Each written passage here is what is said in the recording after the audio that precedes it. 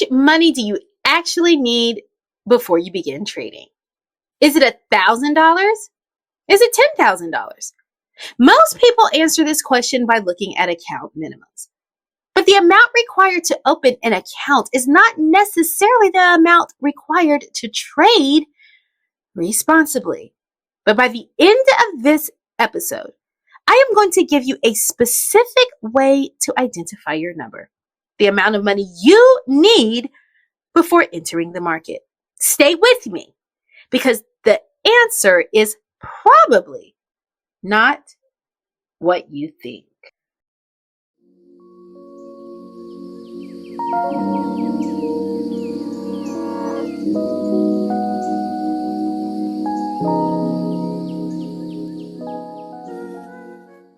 The money you have gives you freedom.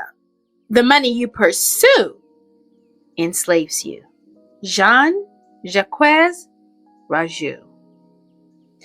Let us begin with an ambitious and completely reasonable goal.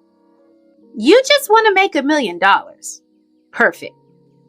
All you need to do is ask your father to loan you $1 million. Deposit it into your brokerage account. Make a few brilliant trades and multiply it by 10 million by the end of the year. Simple. Surely your father has an extra $1 million sitting in a checking account that he's not using. Perhaps he can transfer it after breakfast. Right before the family's private driver takes him to inspect the new vacation property. Maybe he will send it while sitting beside the infinity pool at his third home, casually reviewing the family trust and wondering which child should inherit the yacht. And because your family has so much financial security, losing part of that $1 million would not disturb you at all. You would not be thinking about rent. You wouldn't be thinking about groceries. You would not be calculating your child's daycare payment while staring at a red candle. You wouldn't even be asking whether you could afford gas next week. You could calmly observe a $50,000 drawdown, sip your imported tea, and say, "How fascinating. The market appears to be testing support." That must be the life. You would have enough financial cushion to treat a loss as information instead of experiencing it as an emergency. You could wait for the setup, tolerate temporary volatility, and avoid forcing trades because your survival would not depend on today's outcome. Now, I know most people listening are going to stop this episode immediately, call their wealthy fathers, and request the $1 million family loan. But the unlikely event that this is not an option for you, well, let me just offer another number. Perhaps you just need an entire year's salary. Let us say you deposit $64,505 into your brokerage account. Now, for context, the latest Bureau of Labor Statistics figures identifies $64,505 as the average American salary. So we will use it as a simple illustrative annual income for the discussion of this section. All you need to do is earn that salary and save every single dollar. Do not pay your rent or mortgage. Shelter is expensive, so perhaps you can live in your vehicle, although you should avoid making the car payment because that would interfere with your savings goal. Don't purchase any groceries. Food is one of those luxuries that people have grown far too dependent on anyway. Do not buy any clothing. Wear that same outfit throughout every season. Summer, winter, weddings, funerals. It doesn't matter. We are building trading capital. Do not pay for electricity, water, internet, or telephone service. You may struggle to access your trading platform without electricity or Wi-Fi, but we can resolve that detail later. Do not purchase medication or attend medical appointments. Don't even pay for childcare. Do not support aging parents, and do not repay those god-awful student loans. And gasoline for your car? Who needs it? And don't you think about repairing your vehicle. Don't buy school supplies. Do not celebrate birthdays. Don't you dare take a vacation, and don't even replace broken appliances. Do not purchase insurance, and don't you even think about having an emergency. And please make certain that your children understand that this year is about building your brokerage account. They may have needs, but SPY is approaching resistance, and sacrifices must be made. Imagine the quality of life you could create. You would have no food, unstable housing, no transportation, unpaid bills, frustrated children, damaged relationship, declining health, and an impressive in brokerage balance of $64,505.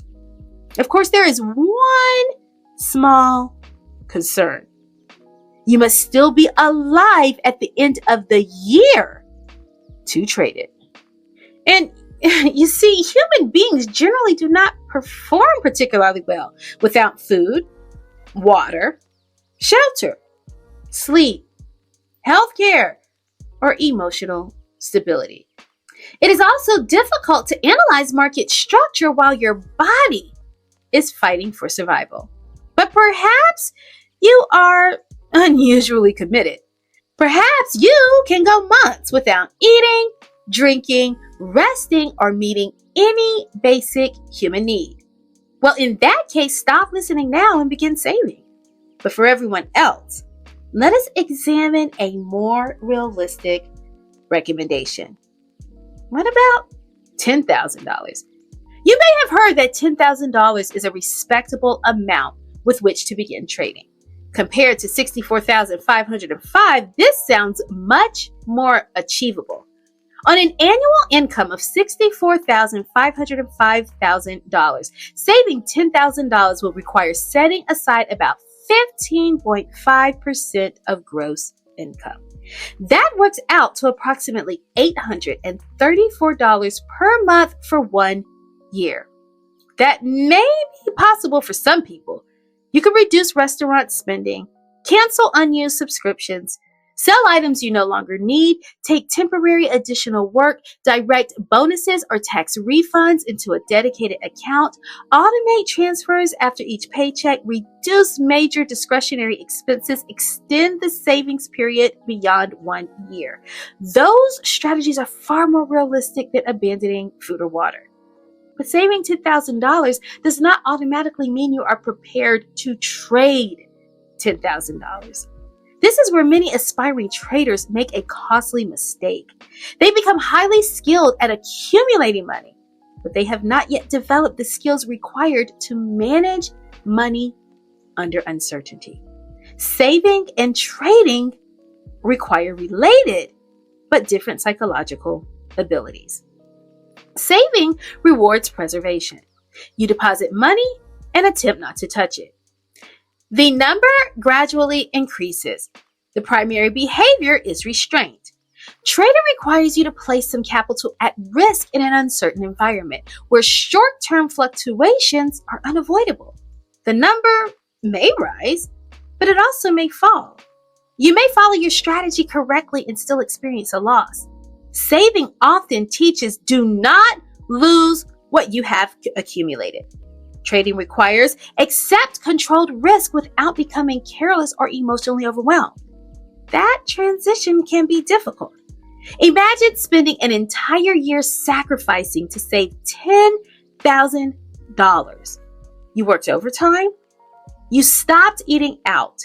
You canceled trips. You declined invitations. You postponed purchases. You watched the account grow slowly, one disciplined deposit at a time. Then you open a brokerage account. Within your first week, the balance drops to $9,500. That $500 does not feel like a normal trading drawdown. It feels like months of sacrifice being erased. It feels like the weekends you worked. It feels like the meals you skipped. It feels like the vacation you did not take. It feels like the time you lost with your family. This emotional meaning can make you panic. You close a good trade prematurely because you cannot tolerate seeing red. You hold a bad trade too long because you cannot accept losing the money you worked so hard to save. You double your position because you want to recover quickly. You abandon your rules because your account is no longer simply capital. It has become a monument to your sacrifice. This is how the psychology of saving can interfere with the psychology of trading. The habit that helped you accumulate the money may not be sufficient to help you manage it. Successful trading requires you to develop a new relationship with money, not a reckless relationship, not an indifferent relationship, a regulated relationship. When money has always represented safety, every market fluctuation can feel like a threat to your security. When money has always been difficult to obtain, every loss can feel unacceptable. When your primary financial strategy has been hold on to every dollar, placing money at risk may trigger intense fear, even when the risk is carefully calculated. This is where traders often become trapped between two conflicting identities. The saver says protect everything. The trader says risk something strategically. The saver says a decrease means something went wrong. The trader must understand a temporary decrease may be part of a properly managed position. The saver expects money to move in one direction, up. The trader must develop enough emotional endurance to tolerate controlled movement in both directions. Pause. No, seriously, pause for 1 second. If you're watching this right now, it probably means one of two things. You're either trying to make sense of the market, or the market just humbled you a little today. Well, first, thank you for being here and watching this channel. That means more than you probably realize. Because trading can feel incredibly lonely. 1 minute you're confident, the next minute price reverses, and you're staring at the screen thinking, what just happened? You study the charts, you watch the videos, you try to follow the rules, but somehow the market still finds a way to hit your stop, shake your confidence, and make you question whether you even belong here. And let me tell you something very clearly. You are not crazy, and you are not the only one experiencing this. Most traders aren't failing because they're lazy. They're failing because they're navigating chaos without structure. They're guessing, they're chasing, they're reacting to price instead of preparing for it. That frustration you feel when price moves exactly where you expect it after you close your trade. Yeah, we've all been there. That's exactly why I built this community, a place where traders can stop guessing and start trading with clarity, structure, and confidence. Inside our free community, I share the exact SPY levels I'm watching for the next trading day, the same level institutions are paying attention to. Support, resistance, key areas where decisions actually happen. No fluff, no noise. Just structure that helps you approach the market with freedom and clarity instead of fear and confusion. So if you're serious about becoming a better trader, join our free community using the link in the description. Grab tomorrow's SPY levels, introduce yourself, and let me personally welcome you inside. You don't have to figure this out alone anymore. And if this video helped you even a little, like the video, subscribe to the channel, and I'll see you in the community. You cannot simply transfer your old financial habits into a brokerage account and assume they will produce trading competence. Some habits must be retained. Keep your patience. Keep your discipline. Keep your respect for money. Keep your willingness to delay gratification. But other patterns must be transformed. You must stop interpreting every loss as danger. You must stop believing that every red position needs to be rescued. You must stop measuring your intelligence by one trade. You must stop demanding that the market immediately reward your sacrifice. The market does not know how long you work to save your capital, and it doesn't care. It does not know what you gave up. It does not care how badly you need the money. That is why placing a freshly saved $10,000 into the market without education, practice, position sizing rules, and emotional preparation can be devastating. So yes, you can save $10,000 for a year, but without learning the process, you may blow it in a month. If that is your strategy, you now have your answer. For everyone else, keep listening. The exact amount you need to begin trading is not determined solely by an arbitrary account balance. It is an amount you can place at risk without destabilizing your nervous system. It is money that can experience normal fluctuation without causing you to lose your ability to think. It is money you can manage through a drawdown without immediately abandoning your plan, chasing another trade, increasing your size irrationally, staring obsessively at your profit and loss display, taking your anxiety out on your family, losing sleep, avoiding bills, or becoming desperate for the market to rescue you. That does not mean losses should feel pleasant. A loss can disappoint you. A drawdown can be uncomfortable. You can care deeply about protecting your capital, but the amount at risk should not push you beyond your ability to make sound decisions. Your trading capital needs to be psychologically survivable. For example, at this stage of my development, my current emotional loss tolerance is approximately $1,000 per trade. That is not a recommendation that you should risk $1,000. It is not a universal target. It is not proof of expertise. And it is not the same as saying I intend to lose that amount on every position. It means that based on my present experience in account management, I understand approximately how much adverse movement I can emotionally tolerate while continuing to think, assess, and respond to the trade. I may hold multiple trades at one time. Through diversification, one position may be losing while another is ahead. But diversification does not eliminate risk, and several correlated positions can still decline altogether. Holding multiple trades should never be used as an excuse to ignore total account exposure. My personal number is developed through experience. I had to learn what different losses felt like. I had to observe the point at which discomfort became dysregulation. I had to distinguish between a loss I disliked and a loss that interfered with my judgment. That is the skill. The goal is not merely to endure larger losses. The goal is to improve your emotional endurance while keeping the financial risk controlled. So how did I get there, and what do I recommend for you?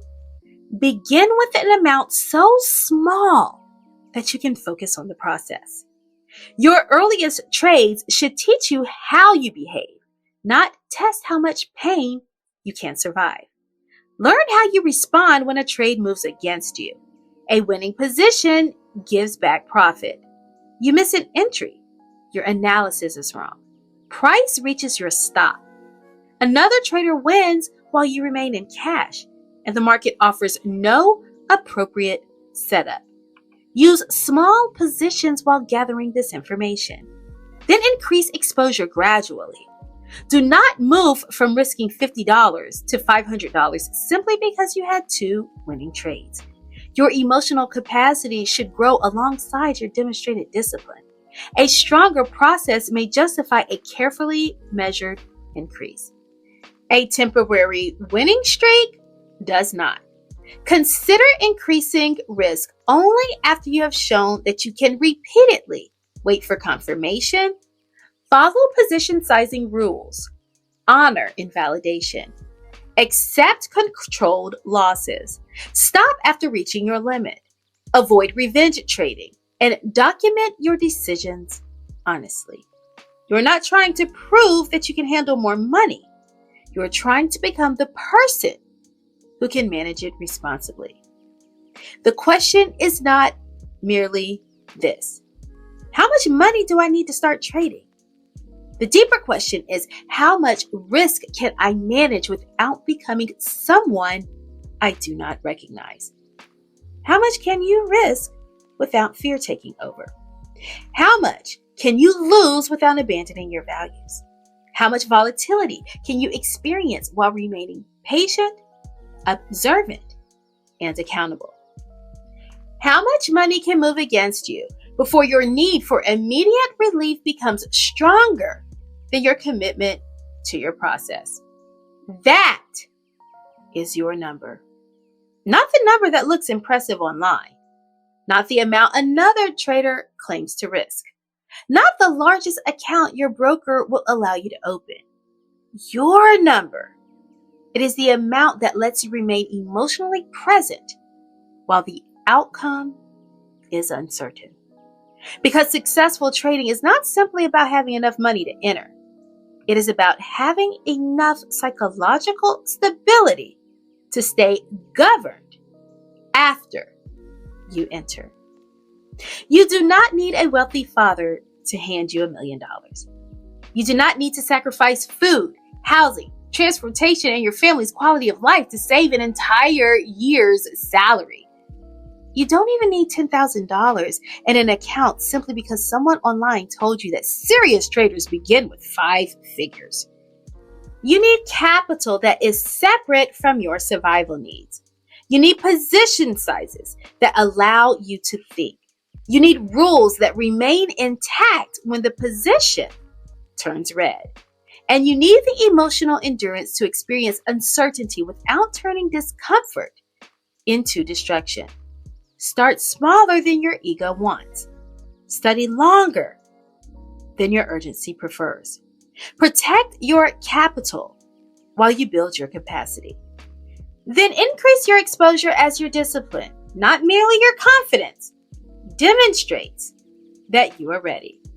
Because the goal is not to become comfortable losing money. The goal is to become capable of managing risk without losing yourself. Your starting number may be $100. It may be $500. It may be $1,000. The number matters, but your relationship with that number matters more.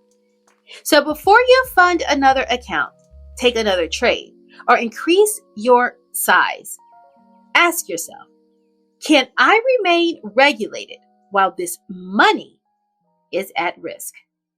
If the answer is no, the position is too large. If the answer is yes, your next responsibility is to prove that you can follow your process. Comment regulated below if you are committed to building the emotional endurance required to trade responsibly. Like this episode, subscribe to the channel, and share it with someone who keeps asking how much money they need, but has never considered how much risk their nervous system can manage. You've got this. Peace and blessings. Dr. O.